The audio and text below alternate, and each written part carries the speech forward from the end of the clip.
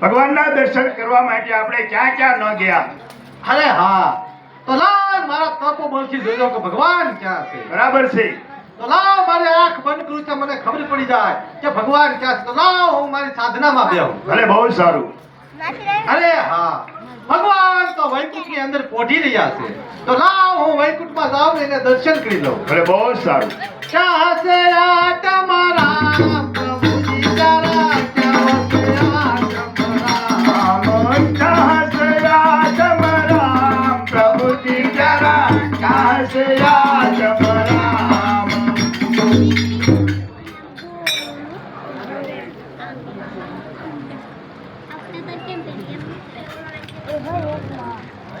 હા કરોળિયા, હું અત્યારે તીર સમુદ્રની અંદર નિંદ્રાને આધીન થાઉં છું.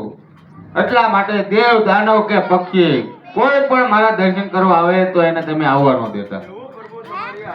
બરોબર છે કરોળિયો? આપના કેવા હો ભાગ્ય છે કે આપને પ્રભુની સેવા કરવાનો મોકો મળ્યો છે.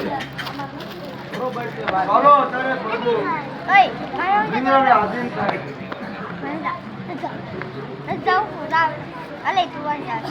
ક્યાં છે તમારા પ્રભુ બિચારા, ક્યાં છે આ તમારા, ક્યાં છે આ તમારા પ્રભુ બિચારા, ક્યાં છે આ તમારા. ડુંગર ધોયા મેં તો ગિરિવર ધોયા, નથી જોયા તમારા પ્રભુ બિચારા.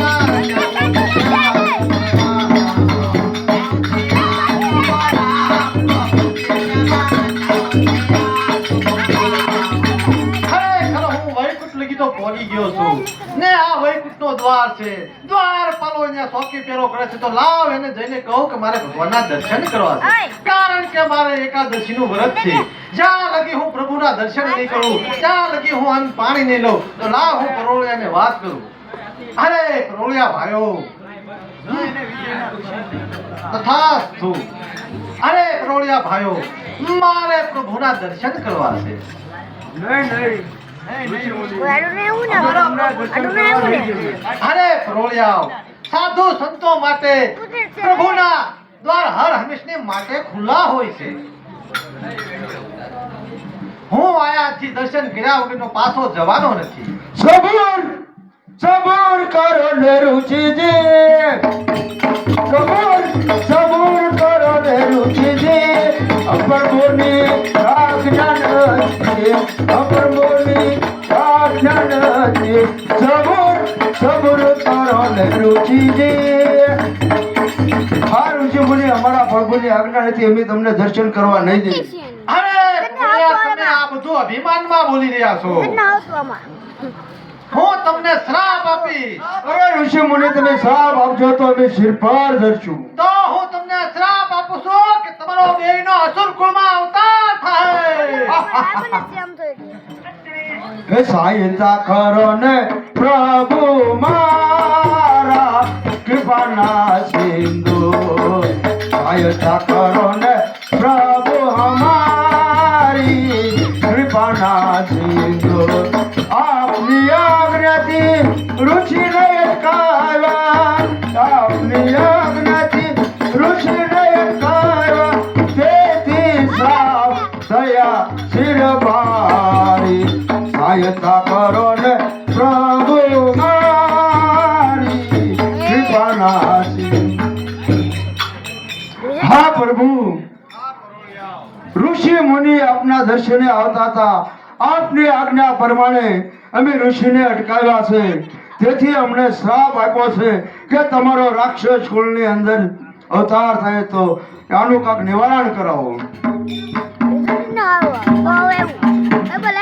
સાંભળો પરોળિયા કેમ દયા ભારી ખુશીને થઈ છે આવવાની તૈયારી હા પરોળિયા અત્યારે હું ઋષિને બોલાવું અને તમારા શ્રાપનું નિવારણ કરાવું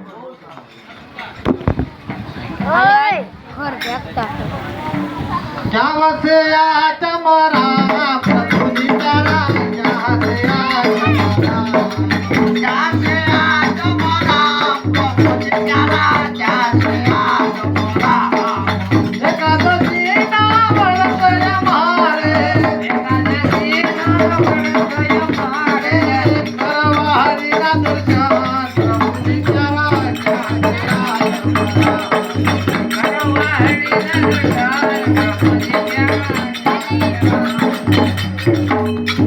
અરે પ્રભુજીને ઋષિના પ્રણામ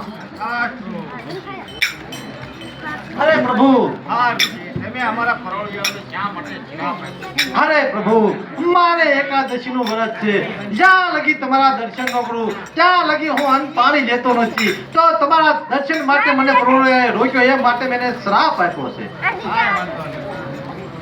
એનું નિવારણ કરવા માટે હવે શું કરવું પડશે? એનું નિવારણ એક જ છે જો વેર ભાવથી ભજવું હોય તો 3 જન્મ એને લેવા પડે અને ભક્તિ ભાવથી ભજવું પડે તો એને 7 જન્મ લગી એને જન્મ લેવા પડે કાંઈ વાંધો નહીં. તમારી સાથે તમારે પણ એમની સાથે સાથે ભલે બહુ સારું પણ હું તો ભક્તિ ભાવેથી જ ભજીશ ભલે મારે 7 જન્મ લેવા પડે બરોબર છે ઋષિ તો હું પણ તમારી સાથે છું ભલે બહુ સારું કેમ ભાઈ ભગવાનને મોક્ષને પદને પામવા માટે ભક્તિ ભાવે ભજવી તો સાત અવતાર લેવા પડે બરોબર છે તો વેર ભાવે ભજવી તો ત્રણ અવતારની અંદર મોક્ષને પદ પામવું તો આપણે પ્રભુને કયા ભજવા છે આપણે પ્રભુને વેર ભાવથી ભજવા છે બરોબર છે તો સારો જંગલની અંદર તપ કરવા માટે જજે તપ કરી અને અરે સાલો ને હો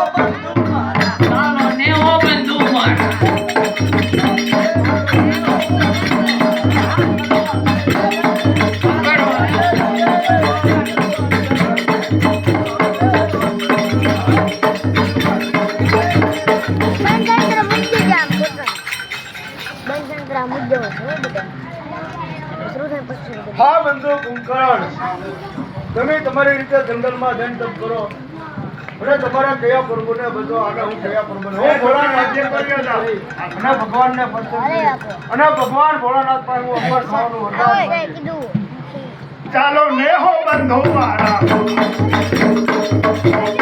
ચાલો નેહો બંધુ મારા વાતો કરવાને જાય રે કરવાને જાય રે વાસુર દરિયા થાય રે ચાલો નેહો બંધુ મારા ચાલો નેહો બંધુ મારા વાતો કરનારા રે બ્રહ્માજી નહીં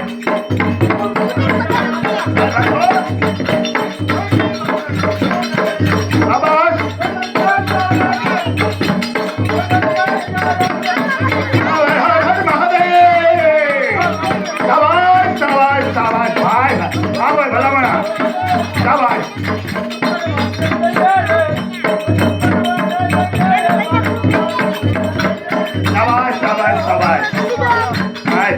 અને જ્યારે ભગવાને શ્રાપ આપ્યો વિભીષણ વિષ્ણુ ભગવાનની ભક્તિ કરવા માટે ગયા છે કુંભકર્ણ આરાધે બ્રહ્માજીને અને લંકેશ આરાધે હર હર મહાદેવને હું કર જંગલની અંદર જય ભગવાન ભોળાનાથને દર્શન કરો અને અંબર થવાનું વરદાન પામો હું બ્રહ્માજીને દર્શન કરો અને અંબર થવાનું ખરેખર આ જંગલની અંદર આવી ગયો છે તો લાવ હું અત્યારે તપસ્યા કરવા માટે આવું ભગવાન ભોળાનાથને હું પ્રસન્ન કરું